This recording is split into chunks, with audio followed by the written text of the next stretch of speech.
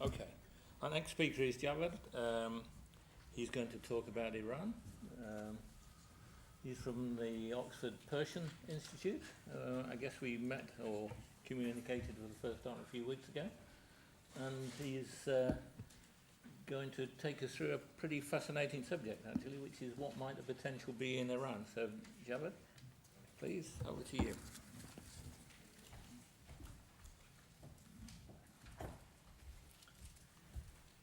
Good afternoon. My name is Javad Ardalan. I'm director of Oxford Persian Institute.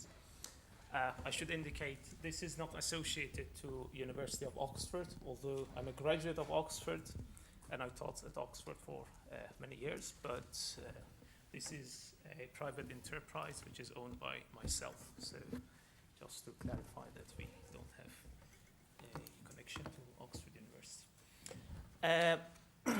Yeah, I think it's going to be a rather different kind of presentation. What we are actually going to discuss about Iran. You see so many exciting news about Iran, about sanctions, a lot of oil, very cheap oil, because the oil minister has just said, we are even happy to sell the oil with $20 per barrel. Just come and buy. So it's very good oil price. But how can we approach Iranians? I think that's the first question. What's going on in Iran, in the politics? You know, a few years ago, President Ahmadinejad was going to say, oh, I'm going to destroy all the world, and Americans and Israelis would say, actually, stop, or we will respond to you. But now, suddenly, we saw they went to Geneva and they signed an agreement, and France, who was always against any sanction against Iran, became actually the most serious opponent to any agreement with Iran. I mean, although there were some other problems about the French interest in the car manufacturing in Iran, because French always had disagreements with Americans that actually we want to work more in Iran, but you say there are sanctions, we can't work more with Iranian companies, then you persuaded us to agree to more sanctions some years ago. Then you sorted out your problems with Iranians, and we are going to be the losers. So, I mean, of course, there are human rights grounds for French always, but I think the main point was about the car industry, and this was something which then added to the initial draft of the agreement, the car industry, because the Iranian car industry is dominated by the French companies. Anyway, so. Okay, very interesting picture of the new president with its color. Okay. I need to introduce myself first to say why I'm authorized to speak about Iran. I worked in Iran until 2007. I'm Iranian, of course, and left Iran in 2007 to do my doctorate in Oxford. When I was in Iran, I worked with a number of high-profile people, including President, the Supreme Leader's Office, 4 ministers, members of parliament, and members of Assembly of Experts. And Assembly of Experts is the assembly who chooses the Supreme Leader. And I also am a graduate of University of Tehran, as I said, and I studied in Oxford. I taught there as well. So that's about me. What are the opportunities in Iran?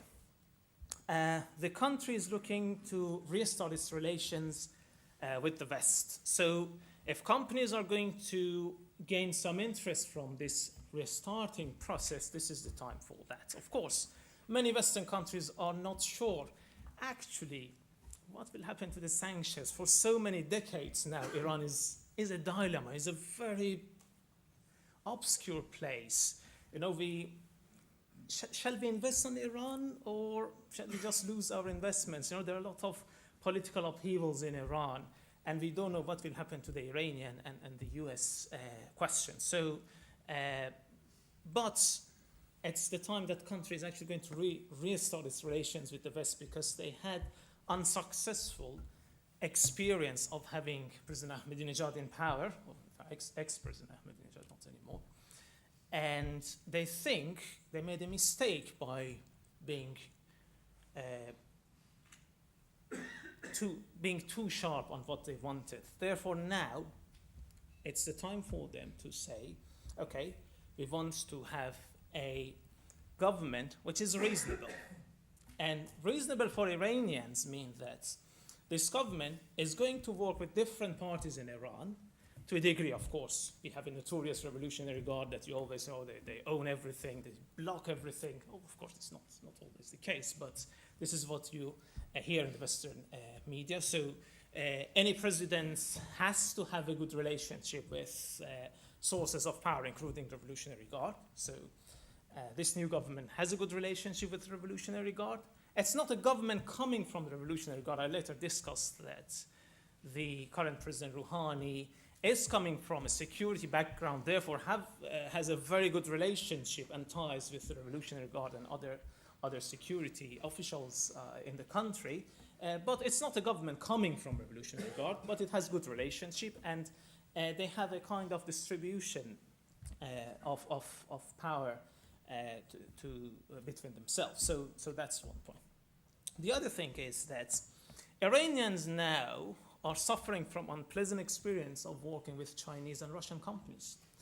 So they think Russia always failed to meet their obligations, and they are not happy with the quality of the services offered by Chinese companies, including in the oil industry sector, because services are really poor, and they are concerned that they may actually damage the oil fields, and it may have historic damage for Iranian income in the long term. So they really want to restart the relations with the Western power. They are in urgent need of money. There's no money left because of the sanctions. I mean, of course, there's a lot of money outside Iran, but these are all frozen. But apart from that, the country needs some money. Their inflation rate has been 47%, and that's absolutely outrageous. How can you live? The rent prices in Tehran is now double as much, or maybe more than that in some areas, as it was last year. So the government is under pressure. President Rouhani made promises to the Iranian people that my first priority is to solve your economic problem. And what's the way that we need to solve our problem with the West? Because there are sanctions. And who decides about sanctions? It's US. Therefore, they made this agreement with the US officials, and I believe it's a genuine agreement. I believe Iranians are really happy to restart their relationships, not just with the European companies, but even with American companies, which is going to be more exciting for them, of course. Less exciting for European companies, because when Americans enter to any market, then everyone else has to leave.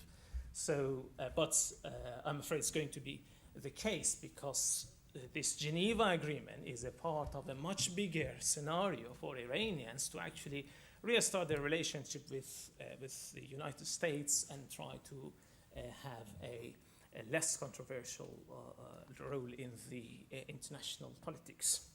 So that's about the urgent need for money. And the other thing is that Iranians are now prepared to give concessions to those companies who are going to invest in Iran. So this concession is just in both of price, in terms of price, as well as contract terms, because the oil minister, for example, is now keen to actually revise the contracts. They believe the buyback contracts, for example, or other types of contracts that they use, were not really what it is used now. They changed a lot of terms of the contract, so they really believe that the contract needs to be redefined, and they're happy to do that. So their intention is to make the Iranian markets so attractive, so the European and Western companies come and invest in Iran, and they are determined to do it, because otherwise they won't be able to meet the promises that they made to the nation. They will lose the next election. And it's not just the next election, because they have a special relationship with the supreme leader. So they said, okay, let us get on with this agreement with Americans, we solve all the economic problems. If they can't, then I think it's going to be very difficult for them. Okay, and finally, we have a reasonable government in power now. which I believe is going to be helpful both for the national and international community. Okay. I need to briefly discuss a point about the sanctions from Iranians' point of view. What is the Iranians' understanding of the sanctions? And of course, it's different. Iran is different from other countries who are under sanctions. It's not a small country that a sanction could actually cripple the country. It's a big country. It's 77 million people. A lot of money is around. A lot of businesses are around. And there are domestic abilities compared with other countries in the region. So sanctions are not actually going to be as important as Americans always report to the House of Representatives. No, it's not the case. Sanctions are not as important as they think, but it is important. And Iranians are keen to get rid of those sanctions. And of course, I need to add this point that there's always Russia and also China and the market who benefit from sanctions in the other way. But the Iranians' understanding is that China and Russia are not good friends. Therefore, sometimes in their analysis, they think, and probably quite right, they think they are making troubles and they are in support of even more sanctions behind the curtain because they will benefit more, they will monopolize the market, and they will gain more profit. So Iranians in this way are actually keen to be able to work with international communities so they can get rid of unpleasant terms of contracts with Chinese and Russian companies. Okay. I have to be quick. Distribution of power in Iran, how does it work? Of course, Islamic Republic is a very complex system, and I don't expect you understand the system very much. But what I can explain in a very brief talk is that we have a faction reformist who is led by Khatami, ex-president of Iran. The faction currently doesn't have any influence or power in the actual business and in the actual political scene, but it has a lot of public and media power and influence. So if you were to work with Iranian companies who are connected to reformist backgrounds, they may have a lot of supports in the media, but actually they may not be the best partners to work with them. Then we have the pragmatist people who are led by the Speaker of Parliament, and we have conservatives who are now very weak, of course, in terms of public opinion, but they have a lot of influence over business and other executive matters. And of course, we have hardliners who work with the Supreme Leader, who work with Revolutionary Guard, are very close, but still they don't have public support while they have access to a lot of money, and they can do a lot of business in Iran, although now they are not in power anymore. And we have Rafsanjani, who is, I think, on his own is a party, probably greater than any other party, but and who is appointing, in fact, who has appointed Rouhani as his own man in the system. And it's very complex. I was speaking to a close associate of Rafsanjani a few nights ago, and he said, Rafsanjani is really angry of Rouhani because there's a problem whenever Rafsanjani has a disagreement with the Supreme Leader. Rouhani will try to convince Rafsanjani, so actually I need to follow what Supreme Leader tells me to do, and this is the time that he's really angry of him. So when we say Rafsanjani, of course, he's not in power directly anymore, but because he has a lot of executive power and business power, and also he is the main supporter of the current president, we believe that he has still a lot of influence, probably more than the president himself. And of course, at the end, we have the Revolutionary Guard, which is now, as I said, very notorious in terms of holding of everything, sending troops to to Lebanon or Syria, as the previous speaker discussed. I mean, of course, we are not going to deal with security matters now, but in terms of business, of course, Revolutionary Guard is important when people enter to business. But for a Western company, I think it's important that if they were to work with Revolutionary Guard, they should be careful about, first of all, their reputation in the West, how they're going to respond to their shareholders and Western regulators. Okay, you are doing business with Revolutionary Guard, you must be under some kind of punishment. And on the other hand, inside Iran as well, because Revolutionary Guard doesn't have really a good image inside the masses. Therefore, people should be really careful. I mean, there are mechanisms how to work with them without being identified, as many Iranian businesses do, which we will be happy to help you if you want to do that. Okay. Very briefly, a few points about President Rouhani's government. I'll try to be very quick. I don't know how much. Okay. So it is said Rouhani is a reformist government, but it's not. It's quite clear that Rouhani was not a reformist government. If you look at him from like in a 30-year image, he was a conservative member of parliament. He was a member of the Assembly for Clerics of Tehran. They are very conservative, and they were not supportive of reformist parties. But the current political situation in Iran, in which reformists were not allowed to run for the election, even mild reformists were not allowed to run for the election, left the Iranian nation between two choices: either someone similar to President Ahmadinejad or a mild conservative. Therefore, reformists supported this mild conservative, but they have significant fundamental differences and quite often disputes between themselves. So this is not a reformist government. This is a government, of course, supported by Rafsanjani, but as I said, there are disagreements between them.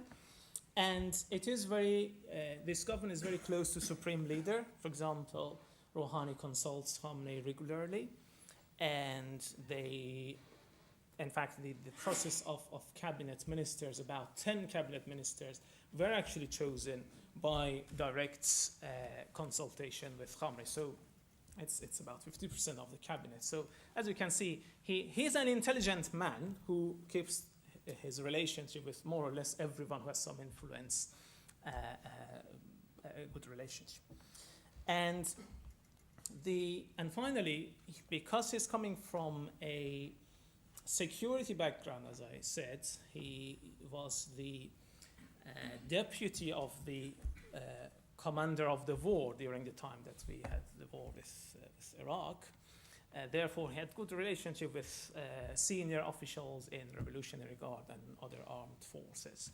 Therefore, and he uses this relationship. For example, he gave a satisfactory share of market and business activities openly to the Revolutionary Guard on the grounds that government needs your help. I mean, of course, many people in the country say, no, government doesn't need Revolutionary Guard help, and they already monopolize the market. But by this message, and this message was delivered to Revolutionary Guard before President Rouhani's trip to New York in September. So it was clear that if you let me do what I want, if you let me open the market to Americans, if you let me enter to an agreement with Americans, then I'm happy to give you concessions. So this is the overall image of President Rouhani's government. Okay. In a few minutes, I'm going to finish this presentation. If you or your clients are going to work with Iran, I think there are certain, as we discussed, there are certain opportunities, but there are certain challenges as well.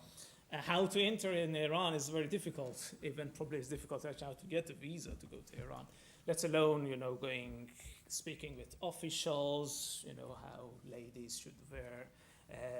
In fact, it was one of the challenges of Lady Ashton, who had this problem, and some media made fun that actually her clothing pattern has been developed in several stages.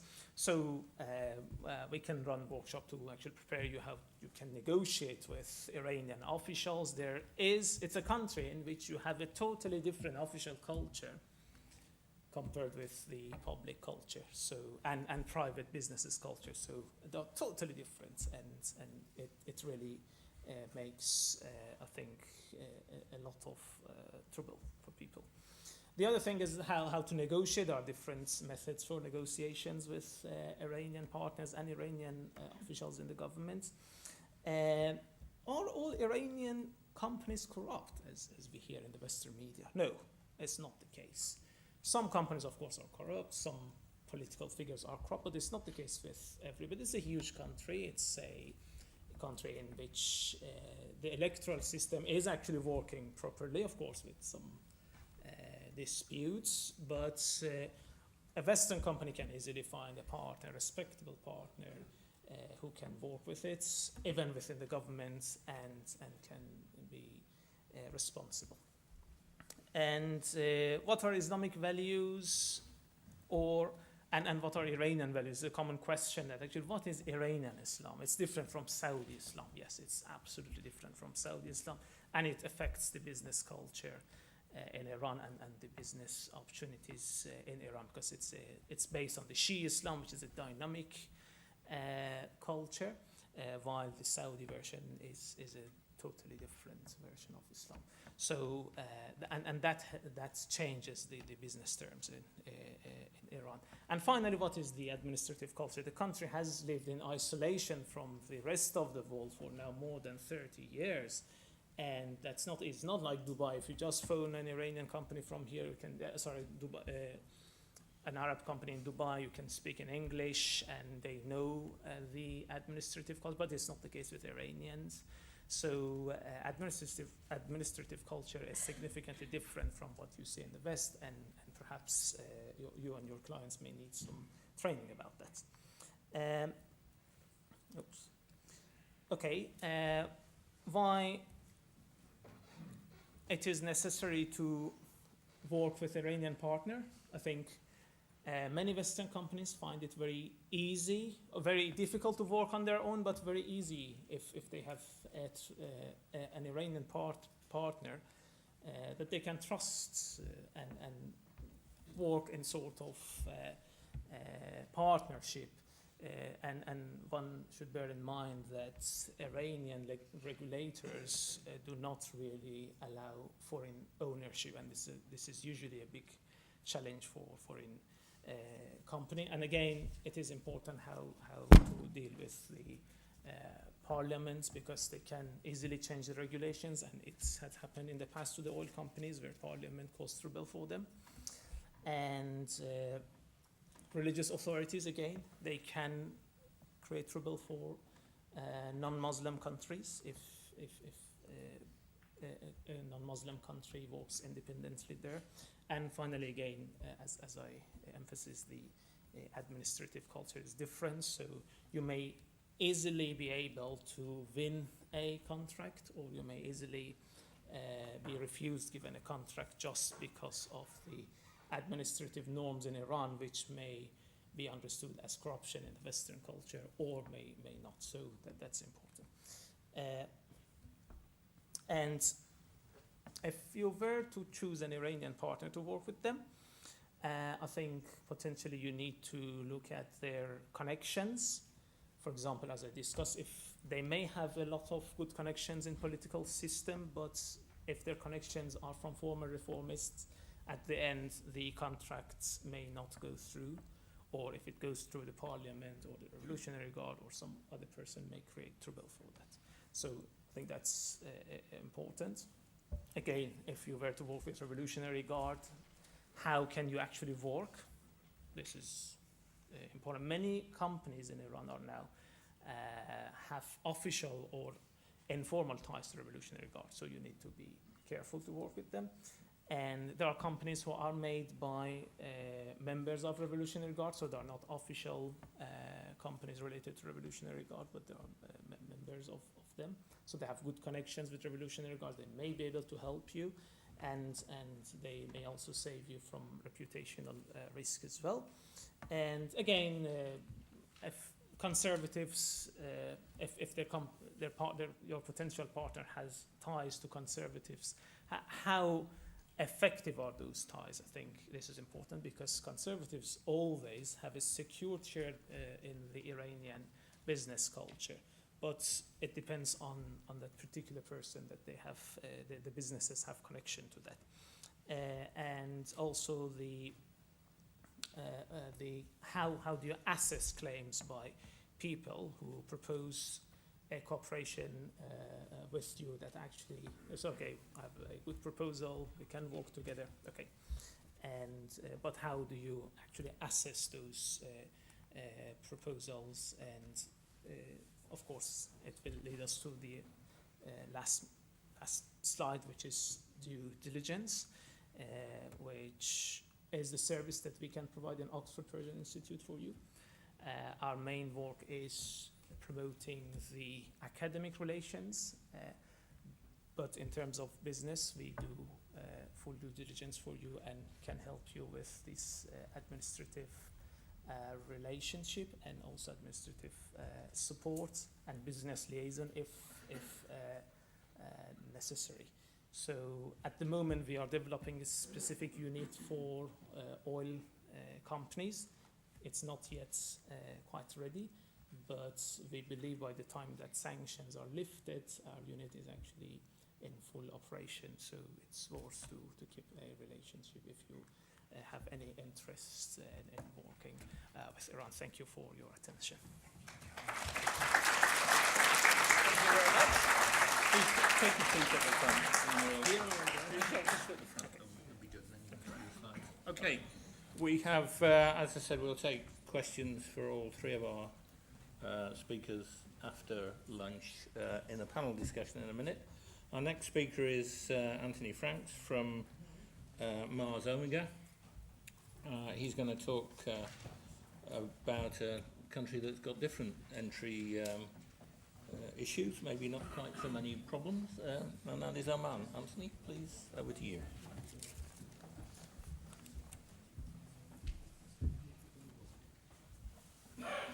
Good afternoon. I'm going to attempt to break the land speed record for deconstructing, describing, and otherwise defining a country of Oman. Unlike Javad, I'm plainly not an Omani. I did actually have the honour of living there for a number of years. I'm an Arabic interpreter. Our company does business out there at the moment, and we help advise people on going into these countries. I'm not going to do a sales spiel. Anybody want to find out what we do? There we are. Feel free to look us up. Come and chat to me afterwards. Excuse me. Let's see if technology works. And excuse me if I sort of croak, because it's that time of year. This is the context that David asked me to look at. Can or shouldn't a Western company? You can read what it says. Well, the answer, of course, is, well, there are loads of Western companies in Oman already, so plainly it's a good place to be. And can they hope to prosper? Of course, the obvious answer is, inshallah, we hope they can prosper.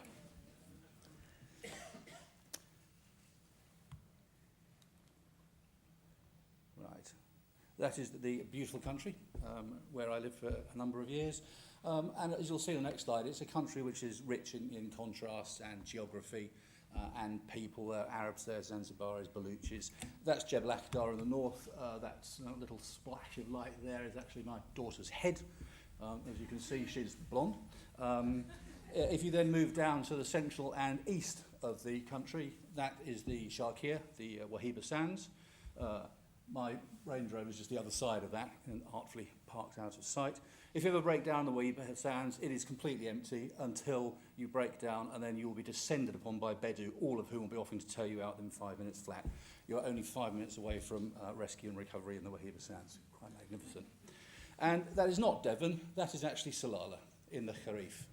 Absolutely beautiful, gorgeous, green, until the summer comes, and then zap, in comes the heat. So that really takes you on a rapid north to south run all the way down through the country. And as I said, it is a country rich in contrast, hugely rich in history. The Omanis, magnificent sailors, they travelled down East Africa, they were in Zanzibar, they travelled to China, which of course was the recreation of the voyage by Tim Severin. But only 43 years ago, the place was actually a virtual backwater. Sultan Said bin Taimur, who was Sultan Qaboos's father, was a challenging ruler, let us say. He forbade sunglasses. They were forbidden. You were jailed if you wore sunglasses.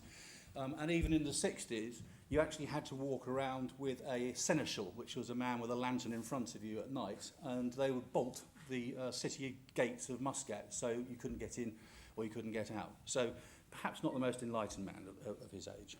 And he was clearly more comfortable living with the past, the way the country had been run, rather than the demands of the future. He was terrified of what development might mean. He was terrified about what it might mean to his country. And so since 1970, when the current Sultan came to power, he has actually overseen and managed the Renaissance in a quite extraordinary manner. And that's the chap, bottom right. Born 18th of November 1940, so he's 73 now, which is a relevant point, which I'll return in a minute. And I think to set the context about Western countries that are going prospering, the UN actually recognised a couple of years ago that this place had actually achieved the biggest development of any other country in the world, which is a huge achievement, and one for which they are rightfully very proud. There is another bullet, there it is. And this is a reflection from one of my friends, Alex Brown, who lives out there, known to us in my particular community. If you're actually over 50, which plainly I am, Oman would have been an utterly different place. And in fact, when I went there originally, when I was doing my interpretership in 1983, there was actually only 7 miles of tarmac roads south of the capital in towards Nizwa. And so what was a 5-hour journey in a thoroughly uncomfortable Land Rover can now be completed on a frankly magnificent piece of tarmac. So the changes have been staggering. The economy, relevant to all of us here, it is a hugely welcoming business environment, much less bureaucracy than most of the other Gulf countries. Bribery and corruption are almost unknown out there. There is invariably backsheesh. There is backsheesh everywhere. There's backsheesh in the UK. But the difference is, I think, with many other Gulf countries, is that it's driven from the top. His Majesty actually actively promotes foreign direct investment, and he actively encourages expatriates to go there. And that makes it for a thoroughly benign environment. And this comes from his vision, the 2020 vision, where he said that he wanted expatriates in, he wanted to diversify the economy, and he wanted to get away from the dependence on the hydrocarbon sector, because they are still hugely dependent on it. I think it's 80% of all their income comes from hydrocarbon. Big companies out there, BP, Shell, PDO, which is the joint venture between Shell and the Petroleum Development Oman. BP are hugely active out there. Somebody was asking earlier on what they were doing in terms of energy development. They're drilling, I think it's up to 300 wells in Block 61, the Khazan block. And Minister Rouhani, who's the Minister of Energy, he was actually chairing a energy conference in Muscat, I think, on the 3rd, where they said they want to diversify energy sources. They're looking at solar, they're looking at unconventionals, they're looking at fracking, so they're looking at the full 9 yards. So if anybody out there is involved in those kind of technologies, Oman would probably be a jolly good place to start talking to, I think. Covered that.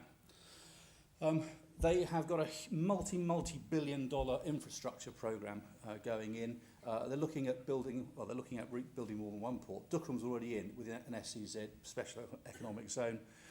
Loads of people down there. Dukram's about halfway down the country, on the east side, obviously, kind of a port in the empty quarter. They're also looking at putting a railway in which will run from initially Salalah in the south, all the way up the west border with Saudi Arabia, up into Muscat, and then going across the top of the Gulf area, all the way up to Kuwait. That's actually a very smart move, because what you'll then end up is with a completely different logistics supply chain, one which doesn't depend on going through the Straits of Hormuz, and one which actually depends on rolling stock rather than large tankers. And Oman is intimately involved in that. And again, anybody who here is involved in master planning or logistics supply chains, again, this is all happening as we speak. And they want to improve the road infrastructure and the links between the key parts of Oman itself. So they'll be looking at an improved highway going down the east side, as well as one in the central, as well as their road links northwest into the Emirates, although the political relationship with the Emirates is slightly fraught, as we'll touch on. To my deep regret, they're promoting tourism. When I went there, it was absolutely totally unspoilt. It's less unspoilt now. The Jebel Akhdar and Jebel Shams, very, very tall, beautiful mountains. There are now occasionally handrails for tourists to hang on to so they don't fall over on the edge, which is just deeply depressing. The tourist is going to fling himself on you in any case, I suppose.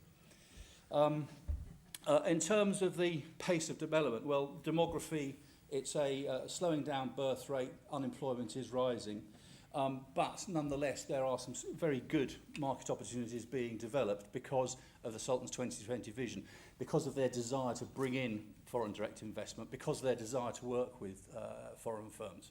There is a huge relationship between especially the UK and Oman, and it's one that anybody who's thinking about going into the region should consider very carefully, because that relationship is exceptional. As I've commented, infrastructure, private healthcare to deal with the growing grey people. Education, the Omanis are hugely education hungry. They want good schooling. This was all part of the Sultan's plan when he took over in 1970. First thing he built was roads, and he built hospitals after that, and he built schools immediately after that. And obviously in the hydrocarbon sector, they're looking at improving their downstream facilities. That's where the port of Dukhan comes in. It's going to be an off-taking point. That's why they want the road and rail links, so they can move hydrocarbons, they can move assets all the way up on the rail links as well. And anybody who understands that or is prepared to dig into the detail and look at it from a commercial perspective, there are huge opportunities there. It is politically stable. It's politically stable because it's run by one man, the Sultan. But interestingly, the Arab Spring in 2011 really didn't have much of an effect on Oman. There were casualties, there were fatalities, specifically in Sohar. They received a $10 billion grant from the GCC to assist rebalancing the economy, but with a few careful sackings of ministers who were in any case rather unpopular, and the fact that the Sultan is popular in his own right, hugely popular in his own right, it actually has weathered the storm in a way not seen anywhere else across the region. The Sultan himself has acknowledged years ago that he needs to give political power, or give some part of political power to the people. So they created the Majlis Ashura. They've given people a vote. Women can vote, women can drive out there. My wife drove out there. That was challenging for all of us. Oh God, this is being recorded, isn't it? She did a magnificent job under trying circumstances. Yes, excellent. The benefits of recording. From a stability and security point of view, for those who are worried about security, it is a quite excellent security apparatus compared to an awful lot of countries, and indeed Western countries. The Royal Oman Police are well trained, well led. Internal Security Service, who've got very close links with UK agencies. Similarly, the Royal Office. The armed forces benefit from the British Loan Service Programme, which puts, I think it's over 100 officers into Oman for tours. I was one of those. And there is a huge and very healthy cross-fertilisation of ideas. And of course, the role that the UK played during the Dhofar war and also before that has cemented the relationship between the UK and Oman. And finally, it's actually a very difficult area for extremists to operate because of the security apparatus, and also because the Sultan is quite clear that he wishes to make the environment as stable and secure and safe as possible, and they work exceptionally hard so to do. Regional politics, well, yeah, regional politics in the Middle East in 1 minute. Here we go. So I broke it down to one-word answers, and Javad will no doubt talk to this if he wants. Iran and Oman are actually very close. The Geneva meeting between the Americans and the Iranians was actually brokered personally by His Majesty, who went to go and see Rouhani himself in Tehran. That has, of course, upset the Saudi Arabians enormously, which is why the relationship with Saudi Arabia is volatile. With Yemen, obviously, Yemen is their southernmost border. They are extremely careful to ensure that Al-Qaeda and the Arabian Peninsula are not able to get a foothold and go across and attack the strategically vital ports of Salalah, which is indeed a huge tourist area as well. Huge amounts of security down there, border security forces. But of course, the Sultan is a personal advocate for the Yemenis. There is a huge amount of political relationship and discussions between the two countries. And if there's ever going to be a champion of Yemen, it's going to be Oman. They have been trying extremely hard to ensure that Yemen is properly treated within the broader Arab nations, because Yemen is an absolutely fabulous country, but with massive problems. And Oman has been very careful to try and broker decent relationships. Currently, the relationship with the UAE is complex. 2010, 11 Emiratis were expelled from Oman for spying. There were suspicions that there were recruited Omanis working for the Emiratis, and that has served only to sour a previously reasonable relationship. So the cross-border relationship at the moment is complex. The relationship within the Gulf Cooperation Council, well, independent is a very carefully chosen word, because on the 7th of December, Yusuf bin Alawi, who, as you all know, is the Omani foreign minister, basically told Saudi Arabia that their idea of GCC unity was a non-starter, and if they kept pushing it, Oman was going to walk out of the GCC. And that has caused huge ructions, because it was such a plain bit of speaking, and I don't think I've actually exaggerated the clarity with which that message was passed. And this has caused a huge conundrum for the GCC, because Oman is so important because it's linked to the UK, the US, but it's because of its links with Iran that His Majesty clearly instructed the foreign minister to pass the message to Saudi Arabia that we will be no part of a union which sees Iran as an existential threat to the Gulf region. Okay, I'll just whip through these. Quiet progress, I've discussed that. Religiously tolerant, there are Sunnis, there are Shias, there are Kurds. His Majesty endowed money for Christian churches. Any religion is tolerated out there. They are remarkably benign in that way. And I think the key thing from the Omani perspective is they actually adore the Sultan, and quite rightly so. He is a hugely charismatic leader, and he is the father of the nation, which of course makes the succession planning complex. He has no known son and heir. There is the standard, God bless an Arab conspiracy theory that somewhere there is a man called Faisal who is squirreled away to be brought out when His Majesty goes to the hereafter. I think that's probably unlikely.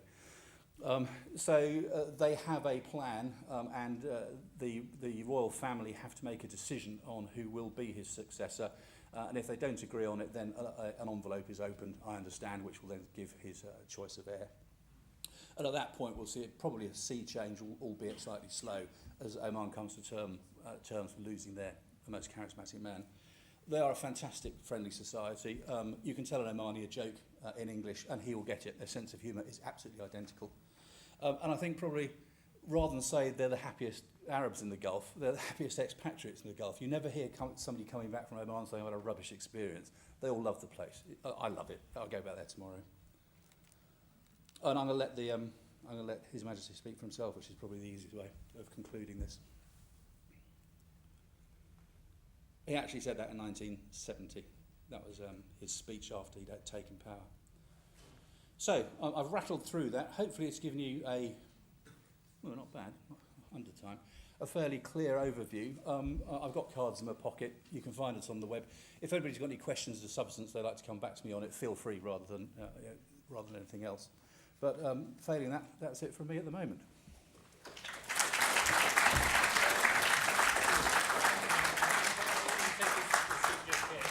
Javed and Rupert, please take a seat. Let me, as you're moving forward, we will take questions from the audience. The feedback from the last two events that I've chaired where there's been a panel discussion is, with Bamford Mine not being so active in the questioning, and in fact give the audience a chance to ask questions. Having said that, let me start with one. I mean, if you link all the things we heard today, from beginning with Robert West, there's a thesis that's in the Daily Telegraph this morning, which is the US is becoming oil independent of the Middle East. The proportion of oil used by the US that comes from the Middle East is dropping past 10%. They've let go of old allies like Hosni Mubarak. It's condemned him to some uncertain future. They're lecturing old allies, Israel, Saudi Arabia, Bahrain, mainly about Iran, and not listening. And therefore the US is in the process of withdrawing. Do you agree or disagree? Please. I jump in on that. I think certainly we've seen a drawdown in US influence in the region following this summer, I think, with their inability to really control the debate surrounding Syria, when they very much kind of stepped to the brink and then stepped back from it. I think to suggest that the US would abandon the region entirely is perhaps going too far, even if they aren't relying on oil coming from the Gulf, especially considering their growth in their own country. I think they will still see threats emanating from the region are something that they have to deal with and something that they have to work with regional partners on. So I think even when they do kind of rebuke Saudi Arabia or rebuke Israel, they still know that they need to keep some partner in the region, particularly as we discussed kind of the growth of Al-Qaeda linked groups in Sinai Peninsula or inside Syria. I think for the Americans to step back would be particularly short-sighted now, and I think even as said, even if they are stepping back economically, they'll keep some kind of political connections there. And the military connection, Yeah. presumably. Anthony, any comment on that? I hadn't realised actually that Oman and Iran were so friendly. Well, Javad's the guy to talk to that. The issue about America and the Middle East, it's actually a policy shift. Is Hillary Clinton announced it, I think it was in 2011, she said we're going to pivot out of the Middle East and go to the Far East. So it's not actually, it's not a subject that we can debate. They've said they're going to do it. They're going to retain a force level of about 35,000 people there. But their strategic focus was actually outlined by Hillary Clinton in a main keynote speech, when she said our focus is going to be on the Far East now. And if you actually look at what's been going on with China, Japan and South Korea recently, you'll see the Americans are getting hugely involved there and less politically involved in the Middle East. So I agree wholeheartedly they will retain a security interest in the Middle East, but there has been a paradigm shift in their ability to affect the Middle East politics in the way that they hitherto have been able to do. You only have to look at the experience of Egypt in recent months to see the reality of that. Okay. Kelvin? I think there are 2 points. I disagree that US will leave the region because they have obligations towards Israel. And I think if not any other thing, but that obligation will keep them there, and Iran will developing its influence over the Iraq and the Lebanon and the Syria probably. So I don't think US has any choice of withdrawing from the region.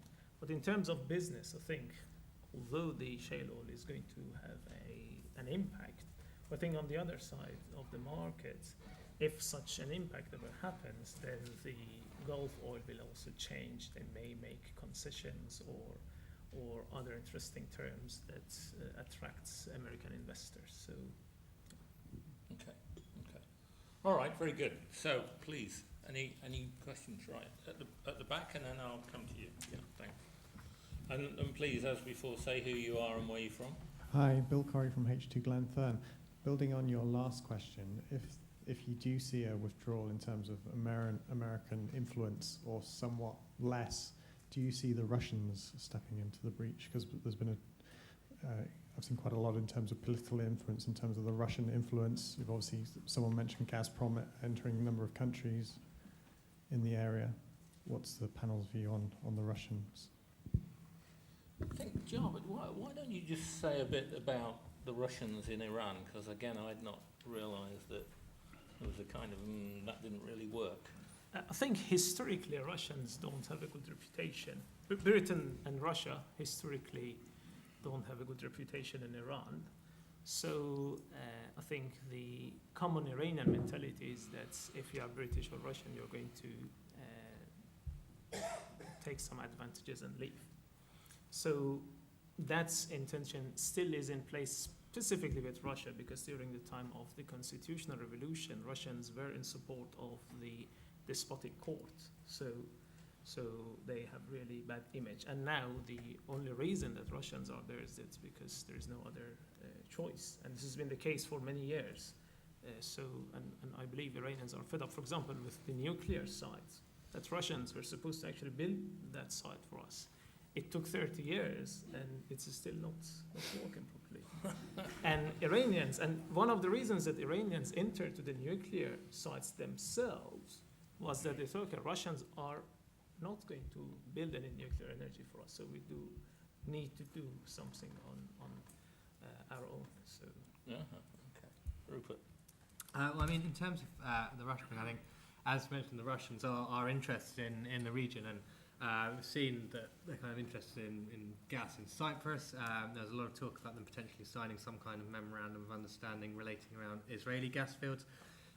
So I certainly think that we will see an increase in Russian influence, particularly as, if you think about it from the Russian point of view, a lot of people will be looking at the Levant gas market potentially as a way of diversifying away from Russian supply, and so the Russians will think, well, let's make sure we've got a finger in that pie when people try and diversify away from us. The second point to make, I think, is when you look at how Russia has very clearly put its foot down in Syria and has said quite substantially, not only are we supporting the Assad regime, we're also going to continue supplying you with weapons, we're going to continue supplying you with high-tech weapons, a lot of, say, for example, anti-ship missiles or anti-aircraft missiles, a lot of which actually suggest possibly haven't even arrived yet, and it's maybe Russian posturing rather than them actually sending them.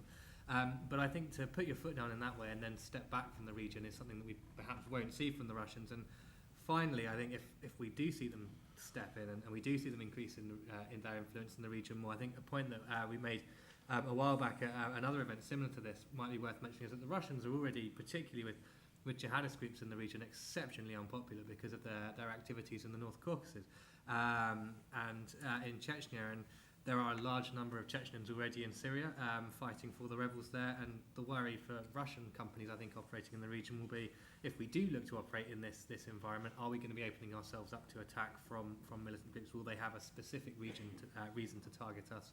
So 3 points, I think, worth considering with Russia. Okay. Please, another question over here. Hi, my name is Rachel Braun with Bridgeporth Limited, and my question is mainly towards Rupert, but I think all three of you can touch on it. It's about mitigating risk in the region.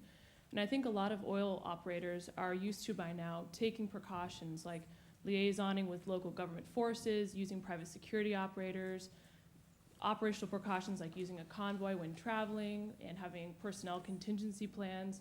What are the risk mitigation strategies missing in the Middle East right now? Anthony, why don't you start with that? I think it would be dangerous to answer that question in a general way, because each country has a unique threat profile and a unique risk profile. And within each one of those countries, firms are viewed differently by the various extremist groups who might be taking action against them. So, for example, in Iraq, where you have everything from Chinese, Russian, Turkish, British, American, French, you name it, each one of those will seek to mitigate a risk in accordance with the profile that they have determined they have, but also with regard to the relationships that the countries and their parent nations have with the Iraqis as well. And similarly, that's the same in Egypt or in Yemen. In Yemen, you have obviously South Koreans, the Korean National Oil Corporation are right down in the south, but they view threats and risks differently because they exist inside a Confucian culture as opposed to a Western Christian capitalist culture, or perhaps a Russian culture. So I think that's not a huge disclaimer, as I can't answer the question. I think what I would say is that my experience of doing this for a number of years now is that it's all down to people in the end. And if you want to mitigate risk, for example, let's just be crude and say Iraq, if you haven't built relationships with the tribes, if you haven't tried to build relationships with the local politicians, if you haven't embraced the Iraqi strategic requirements, which are for education of their young people, improving facility, improving infrastructure, improving training, giving them opportunities to work with you. If you don't meet any of those requirements, unsurprisingly, you're not going to be that welcome in that country. And if you map that across almost any other country, I think you'll find that there are points of resonance everywhere. So I always go back to people. It's people that count. Okay.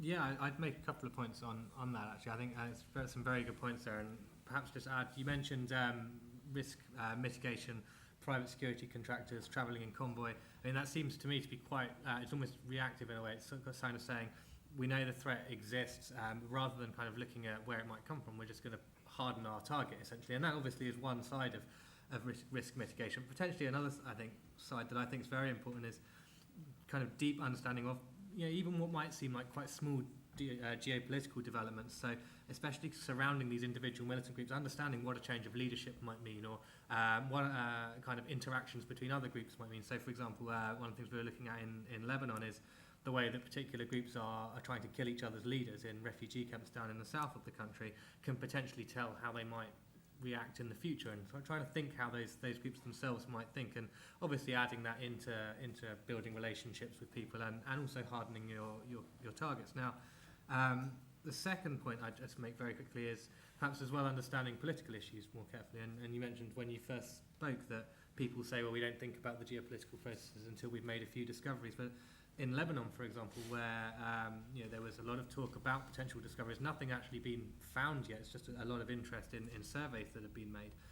Everything looked good. There'd finally been the formation of a Petroleum Administration Council, and then suddenly Prime Minister resigned and the entire political system went into lockdown. And if you hadn't been looking that far ahead, that's perhaps something that you might not have considered alongside the risk of kidnap or the risk of a Hezbollah truck bomb going off outside your building, but is possibly more devastating to business in the country because it completely stops any progress that you might be making. So I'd say those are two of the things that I would think perhaps the most important. Scenario planning. Yeah. You've got to, if you don't do scenario planning and say, so what if, then you will catch a cold in one of these countries. Okay, anybody else? All right, good. Well, thank you Back to them into submission. thank you for you three. I just need to do one more thing.